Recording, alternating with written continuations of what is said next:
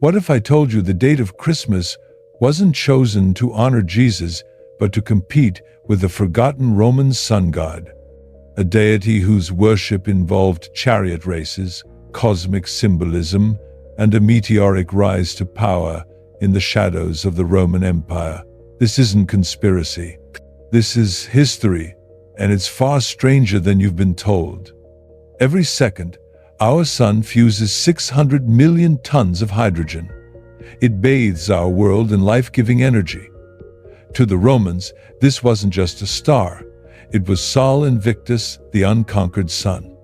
A god so powerful, so radiant, that emperors built temples in his name, minted coins with his face, and even tried to make him the supreme deity of Rome.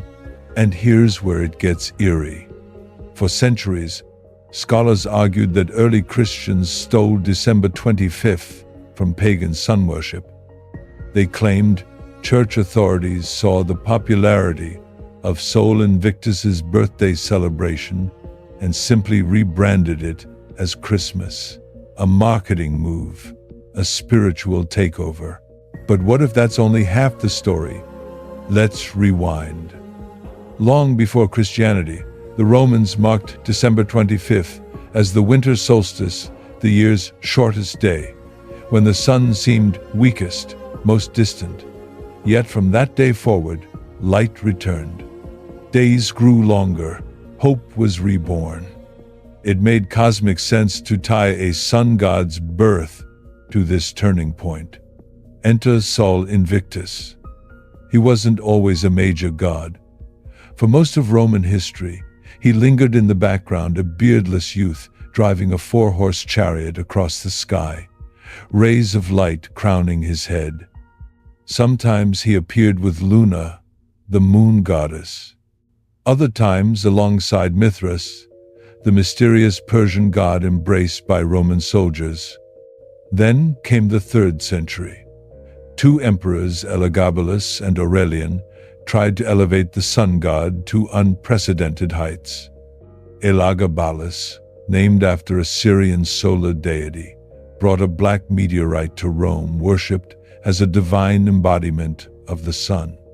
He walked through the streets, dressed as a high priest, minted coins showing the sacred stone riding a solar chariot, and tried to place this foreign god above Jupiter himself. The Roman elite were furious. He was assassinated within years. His cult crumbled. But a few decades later, Emperor Aurelian tried again. After a military victory in Syria, he returned to Rome triumphant, crediting Sol Invictus.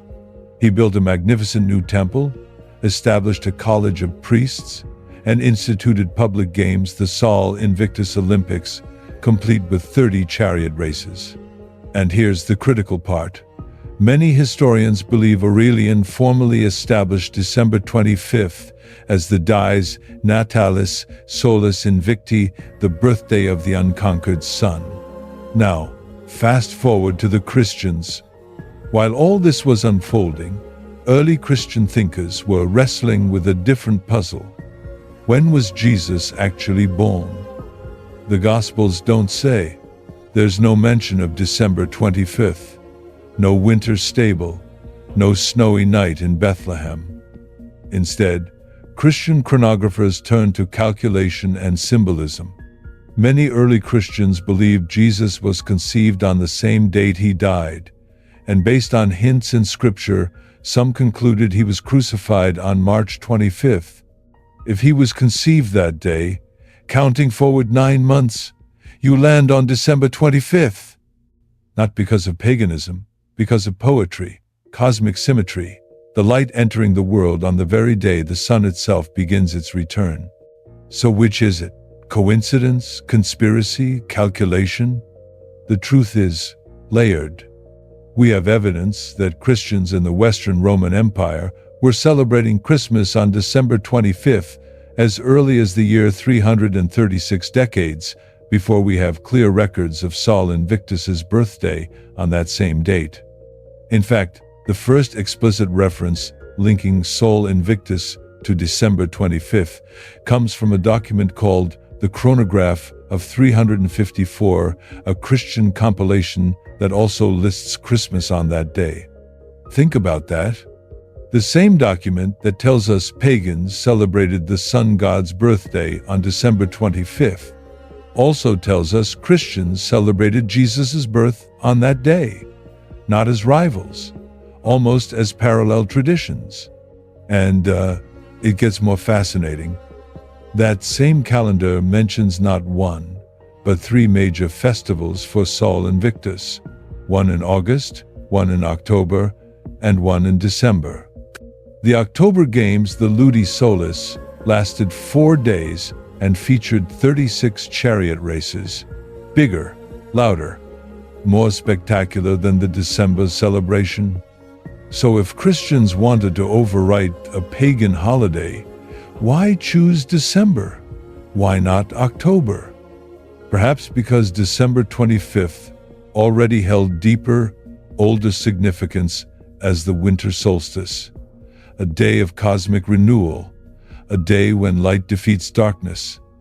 Both Christians and pagans could embrace that symbolism without fully adopting each other's gods.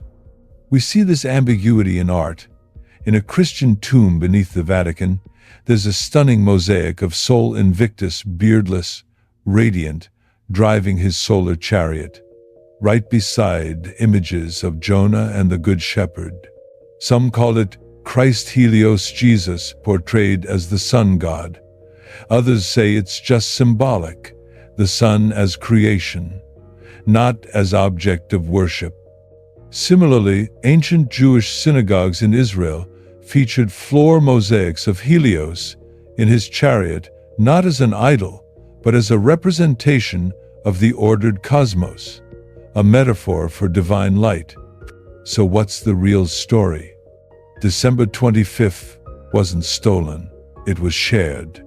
It was a date charged with meaning astronomical, symbolic, spiritual.